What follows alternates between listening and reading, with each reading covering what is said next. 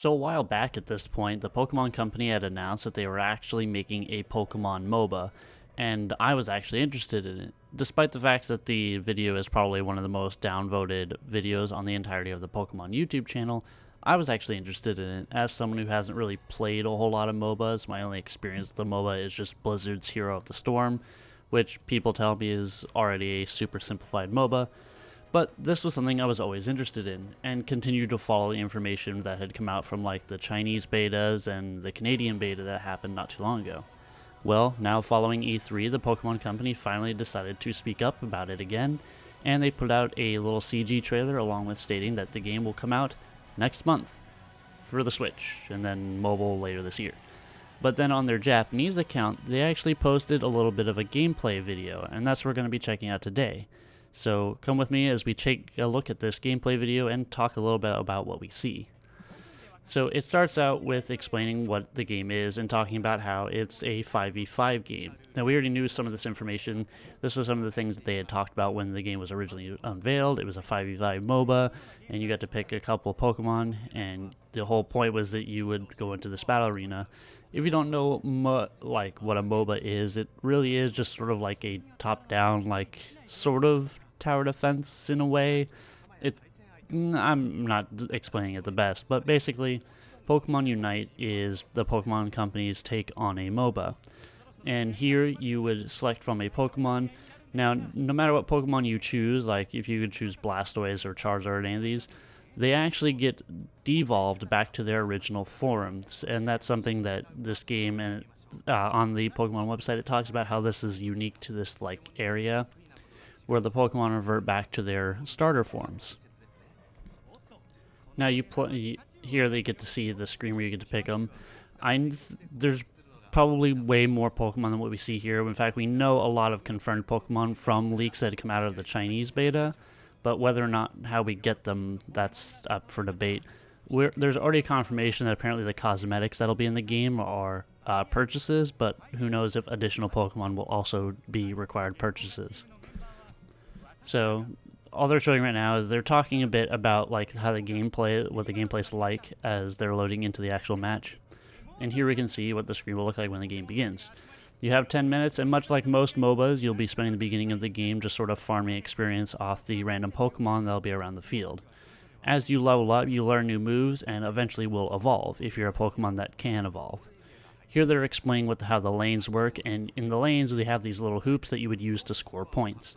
The whole goal of the game is to score more points than the other team, which is a little different than most MOBAs where your goal is to destroy like either a tower or a base or a guardian. And here they're discussing how if an enemy is in control of a hoop and it's in their color, damaging them while they're in it will just result in them being healed. Here they're talking about the levels and the equipment that you can see, and we can look and see that each of these Pokemon are carrying a potion. Don't know if that'll actually be able to be changed. Here they're explaining how the Pikachu learned a new attack, and they're showing how the Pokemon, like how the little dummy Pokemon, and they're showing off the points. So this Pikachu has 21 points and is going to score. And I take it from the way that they're talking, a lot of the points are gained from downing other Pokemon. Here they're showing that even if you're trying to score, if an enemy is in territory, they can actually stop you from scoring. Taking damage stops your scoring animation. And then they show off a surprise that your teammates can come in and jump and help you, as this Talonflame did, and now they're both going to score. I take it the more points you have, the longer it's going to take for you to score.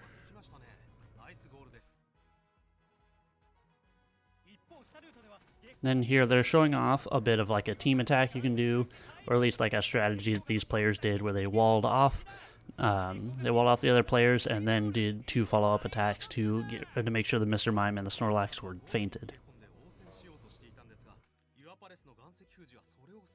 They're just spending quite a bit of time, but this is interesting to see like some of the attacks. The things we do know that the Pokemons actually have like types, like an offensive, defensive, support.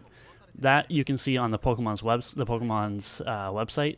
They show off some of that stuff. They don't really talk a whole lot about it, but they state like that certain Pokemon just have support and can heal and do things like that. So we'll have to wait to see more of what that's like. Now they're here talking about like a comeback mechanic where near the end of the game, you still have the ability to make a comeback because a lot of the points will get doubled during the last minute and a half. And then a special Pokemon, in this case Zapdos, will appear, and upon defeating Zapdos or whatever powerful Pokemon will appear, they are worth a ton of points. So if you're behind in the game, as long as you're able to take down the strong Pokemon in the center of the game, then you still have a chance to make a comeback. And again, they're just talking more about these combo attacks that the team had just done.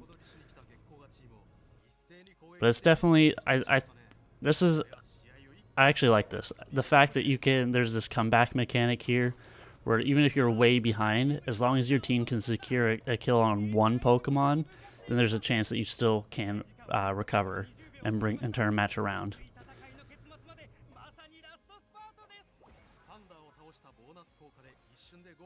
Just going for extra points there. But I'm definitely interested in this. I've heard a lot from seeing like the discussion that Chinese players have had and a couple of people that I had talked to that had played in the Canadian beta. It seems like it's going to be a lot of fun, and I'm definitely interested in checking it out when it comes out next month. And there's probably going to be quite a few videos on the channel discussing this and talking about it and gameplay. So I'm actually curious as to what you guys think of this. I'll leave a link to this video in case some of you might not be subscribed to their Japanese account and want to watch this yourself without my commentary, so you can actually hear the people that are speaking over this. But I'm definitely interested in it, and I'd like to hear what you guys think of it.